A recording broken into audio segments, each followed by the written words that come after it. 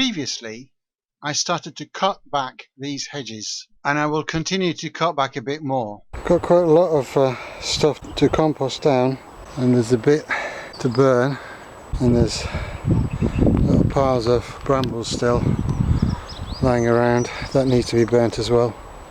I'm running out of big pots, but fortunately somebody was giving away some pots, and she's given me some big ones, so I've got a few more to put stuff in. And it is quite clear where this has been cut back and kept trimmed. You get this nice clear defining line of where it's been cut, and this is just gone to pot. And this side is nice and green.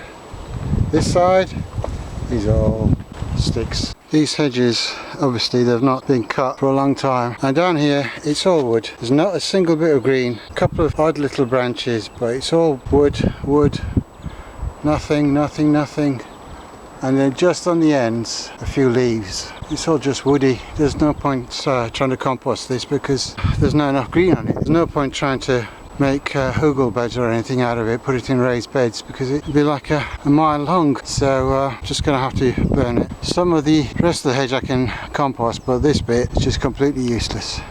With all the glass and big huge shards of glass that I found around here, I was a bit worried that my knee pads might not be enough, so I'm using these at the top of one of these blue barrels.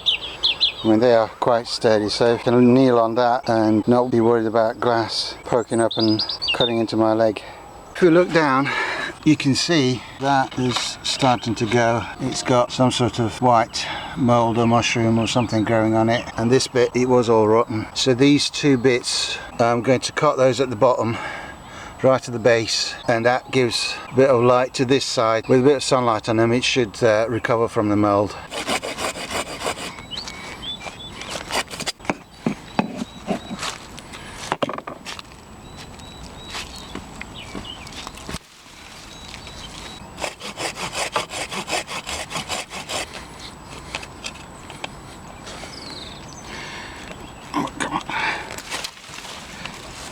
Right, well that should give this lot a bit more space and light. It will improve the air circulation and sunlight around there, so that should get rid of the mould on there. Now that I've cleared this lot, you can see the comedy of errors. I mean, there's a good metre and a half between where the hedge should be and this bit of privet that's come up, and it's metre and a half tall. So nobody thought, oh, I'll take that out, so I'll dig this out in a minute. It was a 2-minute job to get that privet out. But having got that out, we found broken glass all over the place and carpet. I've done up to that big tree, so that's about half the length of the allotment. What I've done is that bit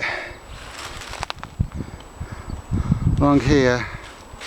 A, it was easier to get it from the other side, and B, I've left some things to drop because obviously this neighbouring allotment is not secure, so I've left this tangled mess on this side so nobody can sort of clamber over a neat edge. I've left all sorts of brambles and stuff in there.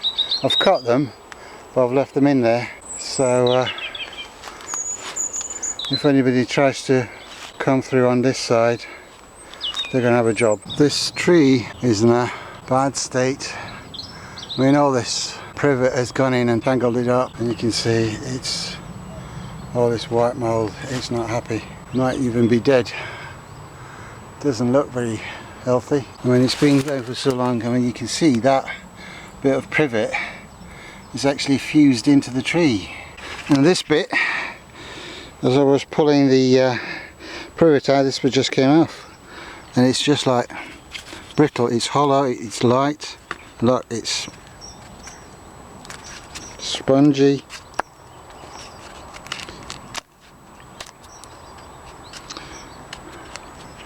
So I don't know whether it's the privet's fault or it was just a dying tree anyway, but yeah, I think that needs to come out. But it's right on the border, so I have to wait till Kathy comes and decide what we're going to do with it. It's quite clear how much space I managed to get by cutting back that privet hedge. Some of those bits are coming out quite a bit, but yeah, it's a good nearly 2 meters of space gained just by cutting the privet hedges back. Obviously they'll grow, but then I can put something in these borders, whereas before it was unusable. And once those 2 huge trunks are gone, it clears up a lot more space. But then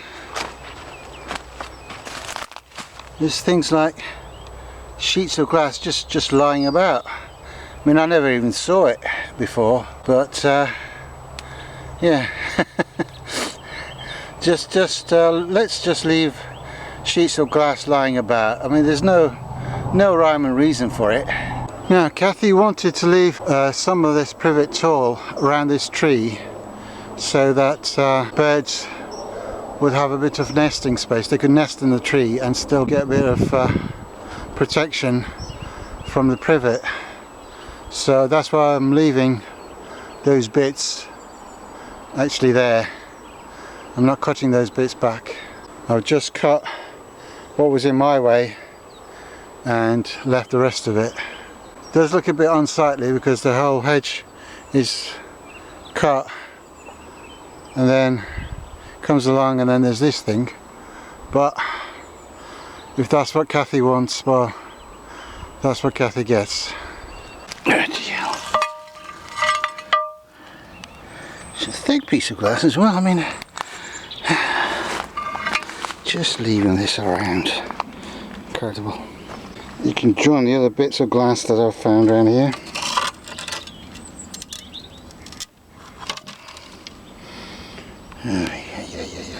Well, this hedge is just about mostly done, apart from that bit at the end, but that is stuff that was cut before, so it's green stuff that can be composted, unlike this stuff which is all mostly brown stuff and sticks. Now, you know, you can't compost this stuff, so they've got to be burnt because there's a huge pile of it over there. You know, it's all rubbish and brambles, and it's all mainly sticks with a few leaves at the top. There's nothing there worth keeping, and you can't compost all that. This plant is a pain because it had flowers in the summer and it's got berries. I left it thinking, well, the birds will eat it in the winter, but they're obviously not eating these berries, so it's not good, and it's just taken over this whole area. I mean, I've got this huge pile almost as tall as me, and I've only got halfway through. It's got brambles in there, and I had to cut it back to get to the bramble roots so I can see where the bramble roots are and I can dig them out. But it's massive and it's just sprawled, and it not only sprawls, it roots as it goes along. I pull these out, there's more down there, so it'll just root and create another plant and it'll just keep going. So it's almost as bad as a bramble. So I've cut half of it, and I'll try and get the other half done, and that will clear up quite a bit of the fence. That is about 3 meters across, and it's going all the way across, and it's almost 3 meters tall in spaces as well, so it's huge. If the birds don't eat the berries, then it's not much keeping it that size. I'll keep it trimmed and to a nice little small bush size. These things are so tangled that the branches have got fungus on them, because it gets no air and no light in there, just damp, dark conditions, which suits molds and funguses. So this needs a good prune anyway. He's going to get one. And when you take that out, there's all these stalks of nettles, so and you can see the fresh stuff is coming up. It's only the second week of February, but the nettles are all coming up. So this area, you can see the dock in the background there. So there's quite a lot of nasty stuff that this thing has been hiding. I've given this plant a really good prune. Sun's out, so I've got to be careful with the camera so you can see it. But it starts there and it goes all the way along, and there's the middle of it. That's where the actual plant is, and the rest is all as it's crawled along. So that's the core, and it keeps going. It's a good 8-10 meters, but yeah, that's a fair bit of the hedge that's cleared. I should have videotaped the whole thing, and then we could have said, put that on the Facebook page, how to light a bonfire. Yeah. You'd have got a few nice comments coming off it. The thing is, when it's windy like this, you can't be disturbing anybody, can you? Because it's not sat in anybody's, it's moving into it, you know what I mean? I'm sure people will complain about it.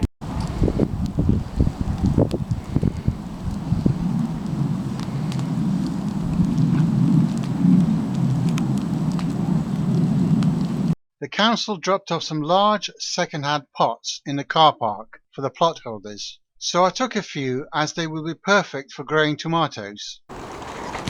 The storm has knocked this over. This was where the broad beans were, but the mouse ate, so they don't need protection anyway, which is why I didn't secure it. And the garlic is big enough now to survive. So I'm going to take this down. I'm not going to film it because it's raining, so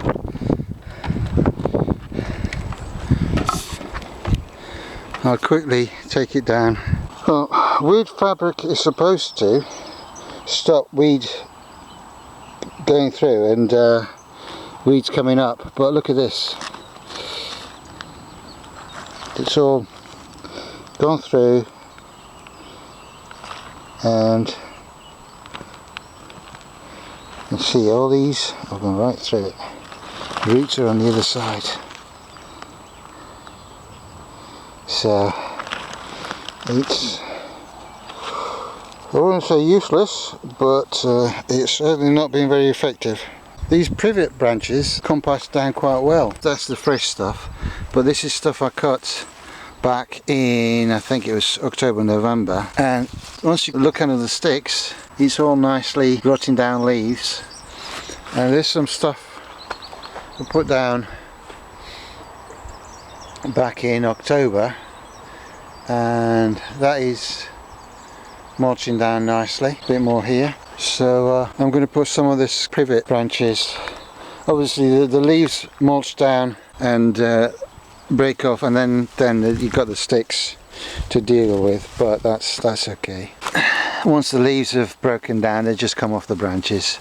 So once you've got, what you've got underneath is a nice little mulch of leaves on the beds. Where a branch has been cut, more branches come out. I've pruned these, and then these will in turn, like this one, you can see the centre was cut and it branched out, and then it's being cut again, so it gets thicker the more you cut it. So the stuff that I've cut that right down at the bottom, this one and that one, they will come back, but they'll come back nice and thick like this, rather than a great big long stick like this one. It's all stick, nothing, and it just goes up, and then there's about 4 leaves at the top of it. So cutting it makes it get bushy, but I then cut it right back to make it really bushy because it leaves gaps. This hedge is done from the bottom right along. There's just a little bit at the end where those blue barrels are, and it's a bit difficult to get to, seeing as those barrels are full of nettle, tea and comfrey stuff. So I'm going to leave that bit, but the rest of it is done, and the raspberries are only going to go to where those bricks and the water containers are. So I've cleared all this space for all the raspberries, and this higgledy-piggledy mass of raspberries will be dug up and put along that fence. So that'll be a couple of days work, I think, but we'll keep going and we'll get it done, because the deadline was to get these strawberries moved before they broke dormancy, and it's sort of coming up to the end of February, so I'm pushing my luck, but they're starting to bud out. So unfortunately, once I transfer them, I'll have to trim them, and I probably won't get much in the way of raspberries this year, but that's the price I've got to pay. Then I'll have all this space for several beds. In the next video I will build more compost bins and fill them. So goodbye for now, and come back soon.